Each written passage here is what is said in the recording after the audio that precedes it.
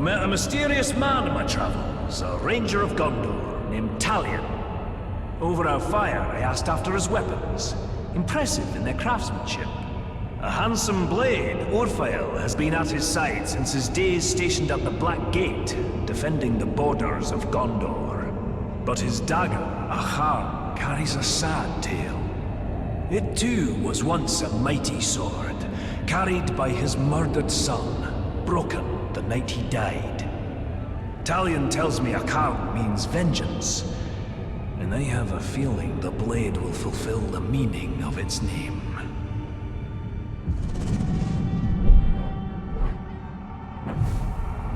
Slow-moving, but nigh unstoppable, these great beasts appear to be distant cousins of the six-tusked Mumakil. Even a great hunter like myself has never brought down one of these beasts as a trophy. But they're not difficult to track. The very earth shakes under their thundering feet. It's wise to keep on your toes when you're around them so you don't end up underneath theirs. I've seen them rampage and crush orc, troll, and man alike into jelly.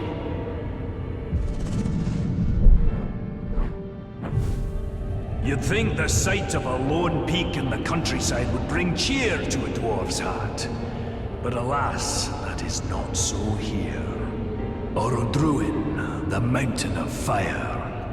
This volcano stands alone on the plateau of Gorgoroth, but the whole of Mordor seems to dwell in its shadow.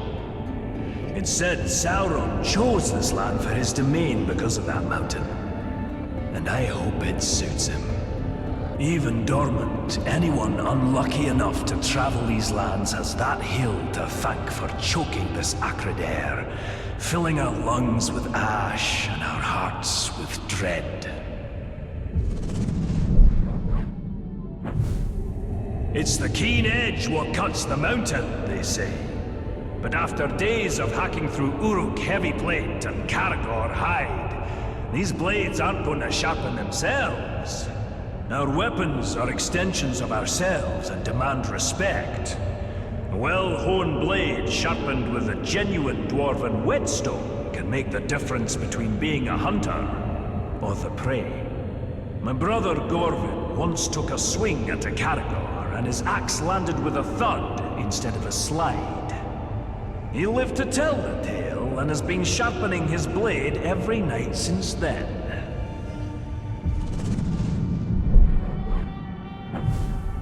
The solitary pass between the Valley of Udun to the north and the Plateau of Gorgoroth to the south is guarded by the dread, graven image of Sauron himself, with the great kinds of men held subjugated in chains.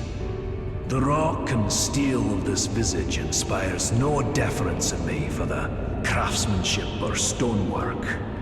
And by my beard, I am thankful this is the closest I'll ever come to seeing the Dark Lord. The shadows grow long this evening. I will write no more.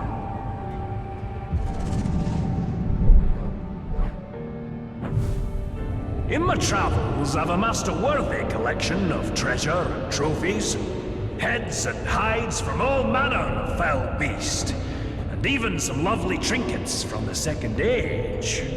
But the whispered tales of one artifact continue to elude me. The legendary Forge Hammer, used by the elves to craft the Rings of Power themselves. The hammers I've found so far in my hunt have brought me no closer to finding the one I seek.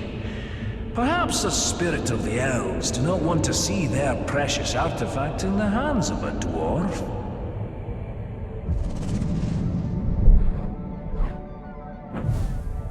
Few things in Mordor cause even the Uruks and trolls to quake in fear. And one such beast is the rare horned Graug.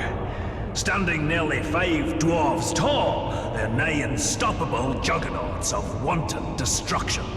Their very skin is tougher than leather, resistant to even the sharpest steel, if you can get close enough to strike a blow. What I wouldn't give for a mithril blade on my next hunt for these dire monstrosities.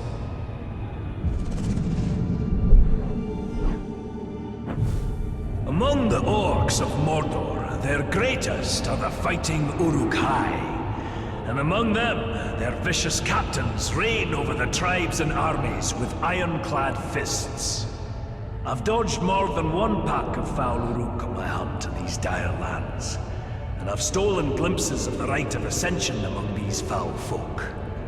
Only the strongest and most devious lead, slaughtering their own kind until none stand to oppose them.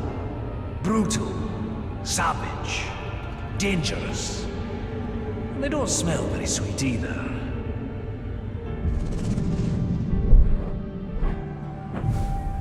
If it's worthy game and a respectable trophy you're after, the Caragor roam Mordor in ferocious packs. Quick on their feet and strong to boot, be wary. Their claws are sharper than steel, and I've seen them crush rock-hard orc skulls like eggs in their jaws. Even wargs and lions give them wide berth. One look at these beasts and you'll know why the pointy ears have named them Bringers of Fear.